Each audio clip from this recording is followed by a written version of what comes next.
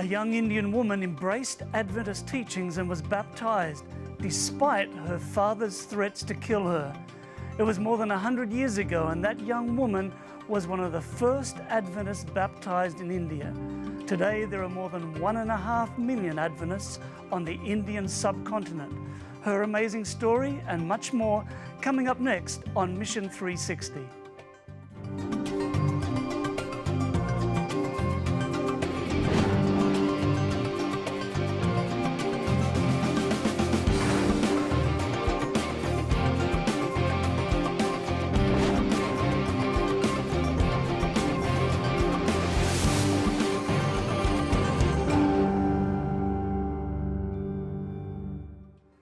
Hello, I'm Gary Krause and welcome to Mission 360. On today's program, we travel to Arizona to meet an Adventist couple who built a center of influence for the Navajo people. Find out how a road collapse is creating challenges to their mission. Also, after a devastating flood in Bangkok, Thailand, local Adventists responded with food, water, and a loving helping hand. Hear a first-hand account of the response from Sudhakar, a global mission pioneer who led a group of volunteers in touching the lives of people in need. Then, more about the dramatic conversion of the first Adventist in India and the impact it made on her life. But first, let's travel to Arizona.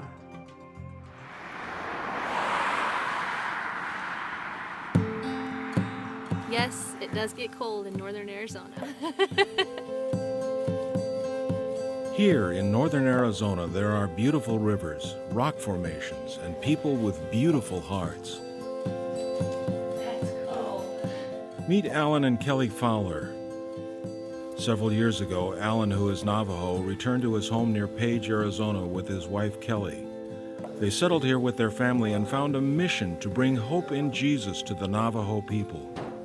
It started out somewhat as a family ministry. My husband, being Navajo, felt the call to come back to be here for his people and to teach them about Jesus. They started a small community center near their home, but they had a dream of having a church in Page, the closest city. In 2011, Adventists around the world helped their dream move a step closer to reality when their project was chosen to receive part of the 13th Sabbath offering. Thanks to that offering, today there is a Seventh-day Adventist church in Page, but the church is still facing challenges. There's a lot of opposition against us, and I think a lot of it is from Satan. Like the road falling in, that just totally cut half of our membership for the little church up at the community center. Thanks to Alan and Kelly, some Bible workers, and mission trips, a small group was forming. That's when part of the main highway collapsed, separating people from their new community center. There's a cliff, it's called Echo Cliffs, and there's a road that goes up that cliff, and the road fell in there. Most of the people that used to come just like 5-minute drive out to the community center now is pretty far for them. So, on the other side of the collapsed road is a small community where Freddie and Sammy live. They used to participate in the small group, and the children enjoyed attending the vacation Bible school. But now it's difficult to get to the center or to the church in Page. My kids got along with their kids, and we just started going to church. Yeah, they came as a result of VBS. So all these little outreaches that we do, they so really reach the people. When Alan and Kelly found out that Sammy and Freddie needed a better way to heat their house, they helped them get a stove. They came by and it was surprising. They said that they had a nice stove that needs to be used. And I was like, I don't mind the stove, it'd be nice, you know. And I thought it was gonna be a small stove. It's pretty long, it's a big stove, and it's nice too. Freddie studied the scriptures with the Bible worker. He used to come by and we do like a verse. We do a verse, and then I come to church, like, you know, I come Saturday, and then he's speaking the same thing that we had our conversation and everything through here, and he'd be like, does anybody know that? And then I stick up my hand, you know, and then I say, yeah. And he's like, Yeah, remember that. But then the road collapse changed all that. Instead of it being 10 minutes to come to the community center, it's 150 miles. I know that sounds crazy, but if you look on the map, you'll see that N20 is the closest that they can come now. And it's far. I wish we had more church, like, closer, home. The fact that Alan is Navajo makes a difference to the people they are trying to reach. One of the things about being able to speak in the native tongue is you reach a lot more people, and then they understand it more because you dissect the word better. In Navajo, you can really relate. They can really relate to the words in the Navajo language. Every time you speak in Navajo, it's an entirely different thing. It's not the same as the white. You don't hurry up and put the words to go together and go. No. You have to stop and think that the Navajo word means a lot. The Navajo way of taking time to think and absorb the words means that progress here will take time. That's what I used to tell the pastor that used to be here. I told him that. I said, you're spreading the word, but they're not going to respond to it very well. Not too fast. I said, they're not going to jump into it. Because God gave them that language, and they gave them a culture. They say that on the Navajo reservation, you will not have made an impact until you've been there for 20 years. I only know of a few people that have made that commitment. Alan and Kelly are ready to be here for the long haul, and many people have come on mission trips to help them. A group from Pacific Union College has come from Northern California to help. The students join the small group for church and learn about a Navajo shoe game on Saturday night. But the next day, they are hard at work using tires to build a retaining wall. We have now the ability to be somewhat self-sustainable in our mission capacity because we're receiving 2 60 by 30 foot commercial greenhouses from Laurelwood Academy in Washington State, and they will be here April 1st to put them in. So now at this point, PUC is here, Pacific Union College is here to lay the groundwork for this.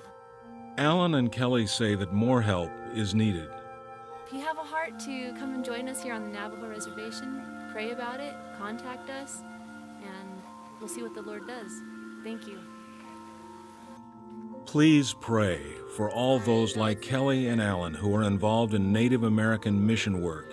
And thank you for supporting Mission. Thank you so much for all that you gave and all that you did and all your prayers to make this a possibility, because this is really a mission church. You have to come together.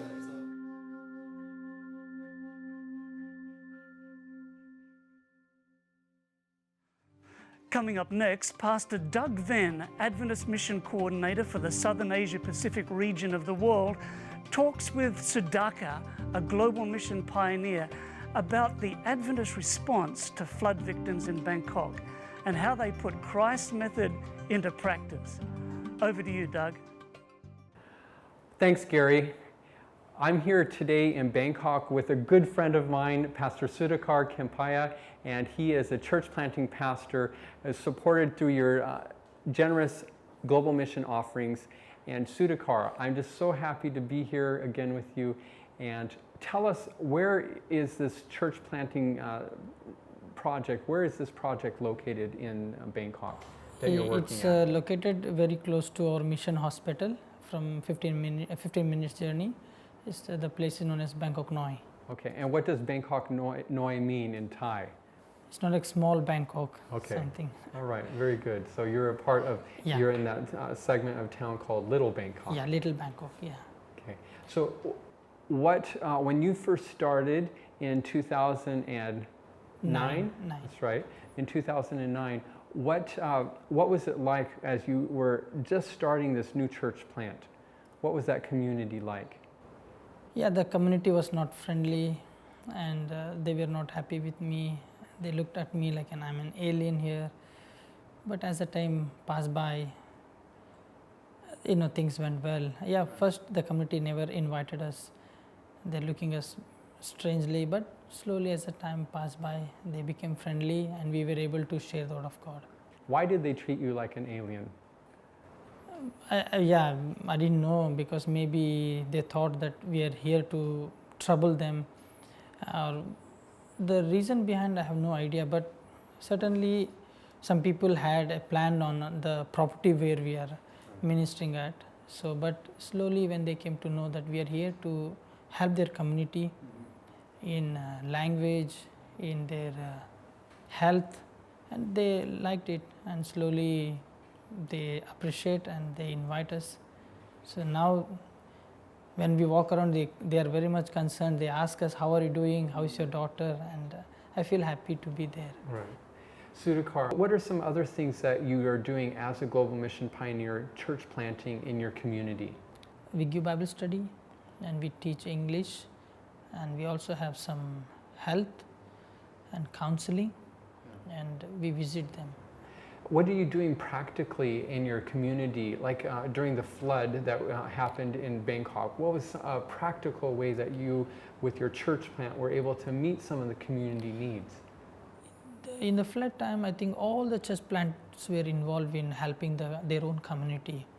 So in our community, the roads where everything was blocked and it was flooding, so we were thinking what to do. So then the community leader came to me and he said, Pastor Sudhakar, you have a good place here. Can I have a permission to make some EM, that is known as effective microorganism? So he said, when there is a... And what do they do with this effective microorganism? He explained to me that this will stop the outbreak of any plague from waterborne diseases. I said, well, that's very good. And I said, yeah, we as a church planter, we would like to join hands in helping the community. And he brought a big tank of almost like 500,000 liters. We filled the water and we did this effective EM, known as EM, microorganism, water. And we allowed the Navy to carry this water and pour it around the community, so that any waterborne disease will not break out. Can you tell us what is the story of Mr. Happy and this airline pilot? How did you meet him? Yeah, I met him at Bangkok Adventist Church before I was working as a church planter. So Kun Happy, I think he has seen some of our Adventist television channel, and he came to know our Adventist Sabbath truth and all our vegetarianism. So he liked Adventism, and that's how he came to BH Church, and we met him there. And what was his profession? He was a pilot. All right, so he was a commercial airline pilot? Yeah, commercial airline. And so what was it like to give Bible studies to him? He has a lot of questions. Even when he goes back home, he'll be texting message, only questions. Pastor, what does this mean? What does that mean? He has a lot of questions. Right. And so, like, what kind of questions did Brother Happy ask? Most probably he will be asking about Sabbath, and he used to ask what is about how we have to be in the end times, we as Christians, and how I have to keep the Sabbath day holy. So even the minute, very sensitive things also, he used to ask so many things. Right. So then that way, as you were able then to open God's Word and help with those relationships in his life.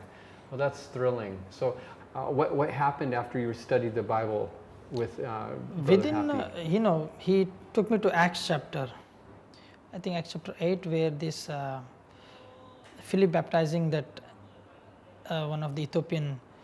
He said, see, Pastor here, he was baptized very soon. So after 1 month of Bible study, 1.5 months, he said he wanted to be baptized with his whole family. And he was baptized, and he was a very strong supporter, and he used to be regularly. Even the lesson study, if one day Kun Happy is not there, they used to miss him because he's the one who used to ask a lot of questions, and they enjoy reasoning out and explaining to him, and he was nice person.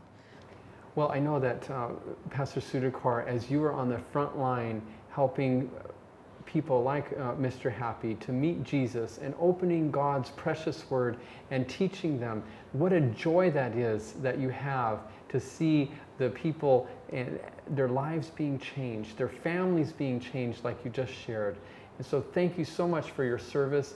Thank you, Pastor Sudhakar, for sharing how your local church plant as a global mission pioneer is making a practical difference in your community. Gary, now back to you. Thanks, Doug. After the break, we'll travel from Bangkok, Thailand to the country of India.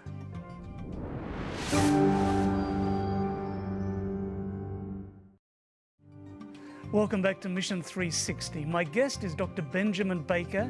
He is an historian and he works at the Office of Archive, Statistics and Research at the Adventist World Headquarters. Dr. Baker, thanks so much for joining us. And as usual, we're asking you to please tell us a story from mission history. Sure, I'm highlighting two women of extraordinary faith and courage. The first is Georgia Ann Burris. She was born in 1866 in California, and she became a Seventh-day Adventist against the will of her parents at age 16. She attended today's Pacific Union College, and shortly after graduating, volunteered for mission service in India.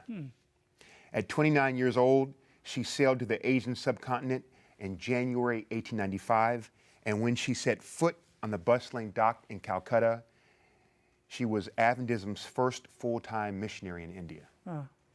Little did she know that she would soon meet another single woman who was to be the first of her kind. Georgia's first task was to learn Bengali. As she grasped the basics of the language and immersed herself in the culture, she decided to open a school for Hindu girls, which she did the next year in 1896. Upon their request, Georgia also began visiting her students' families at their homes to teach them English from the Bible. One day she visited the home of a family called Biswas. In those days, the houses in India were more like compounds, extended families living together with the men and women in separate quarters. In the Zanana, that's the woman's quarter, Georgia met a beautiful, bright-eyed girl of 11 named Nanibala. Nanibala. Burris learned that the young girl was already a widow at 11. Wow. Her husband having died years earlier. An immediate bond developed between the two. The missionary continued to visit the Biswas Zanana, teaching the women English from the Bible once a week.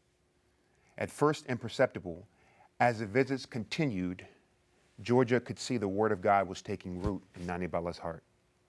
When the other women had lost interest in her Bible teachings, only Nanibala was left. Nanibala expressed to Georgia that she wanted to become a Christian, but was scared of her family's reaction, which she knew would be hostile.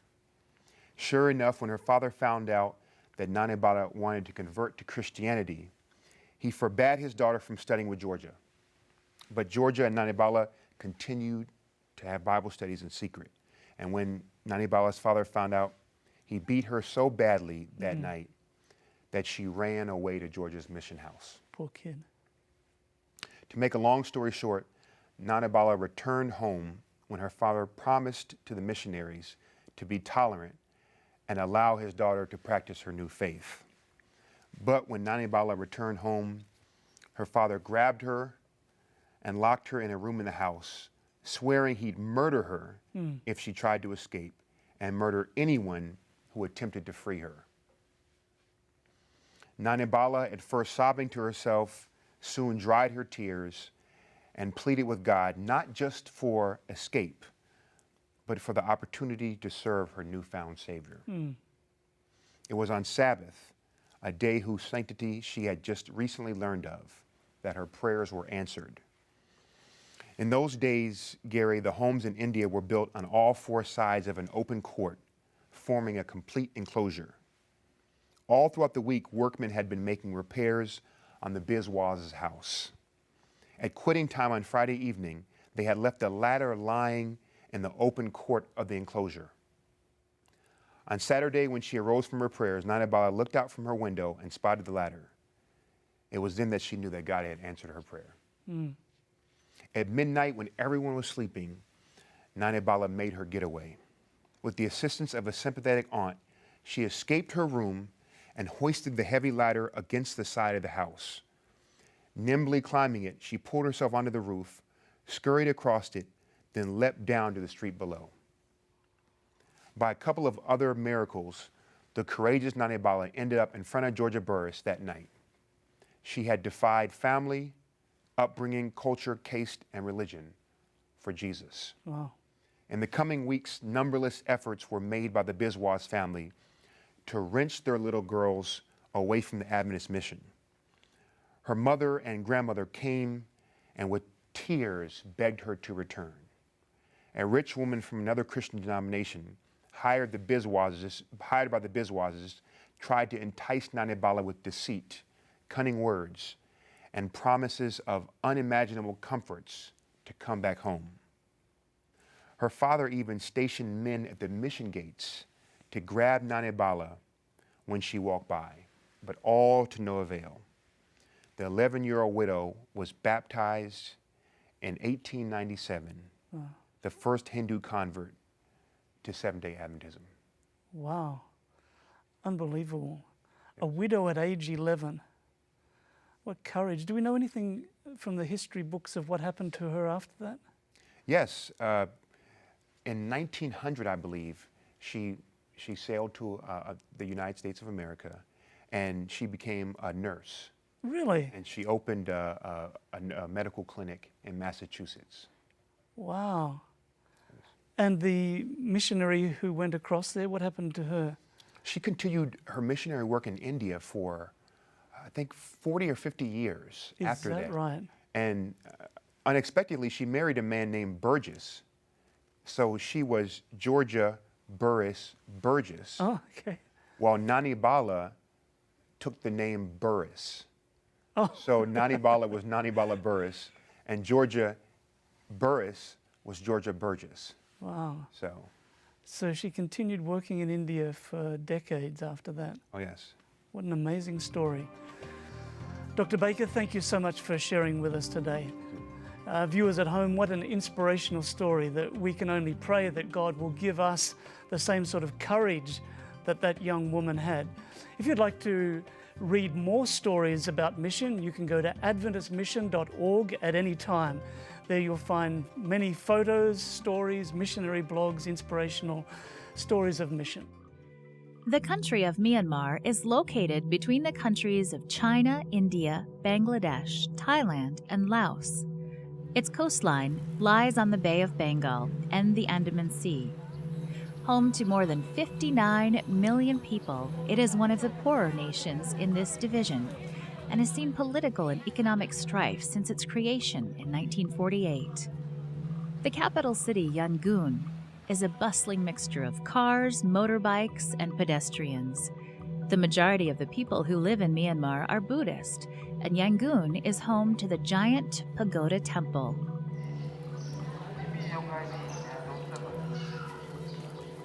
Every day, people come here to pray and offer up incense to Buddha. The Golden Temple is an impressive landmark on the Yangon skyline. On the outskirts of town is the Yangon Adventist Seminary. Currently, the school is housed in a series of small buildings, and the classrooms are tightly packed and full of children eager to learn. They study math, language arts, including English, science, and of course, they learn about Jesus. They also love to play. The Yangon Adventist Seminary has outgrown its current physical plant.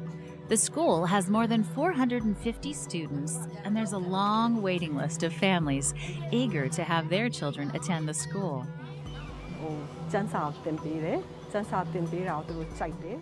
People send their children here for 3 reasons. The first is that they like the Christian values that we teach because they feel that this will help their children grow up to be better citizens. The second is that we teach English, something that the government schools do not offer. We also have relationships with other schools outside Myanmar, where the children can continue their studies after graduating from here. The majority of the students here come from non-Adventist homes, so the school plays a major role in reaching into the community. Every morning, the children meet for worship, where they sing songs that tell of Jesus' love.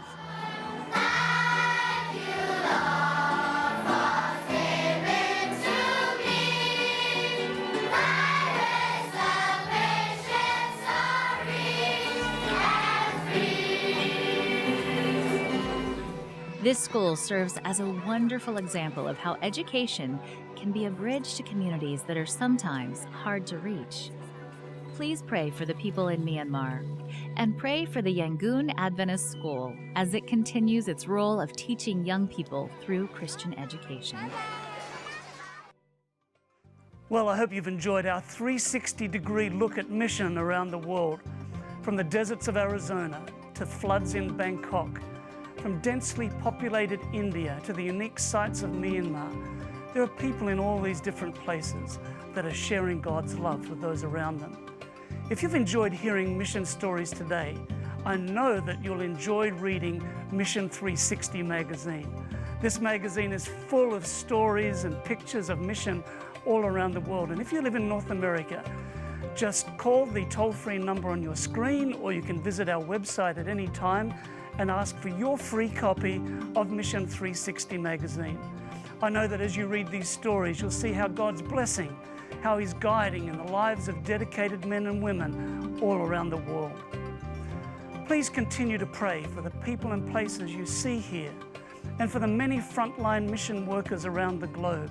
It can be a challenging, it can be a lonely job. And thank you for your continuing prayers and your financial support of mission that helps make so much of this mission work possible.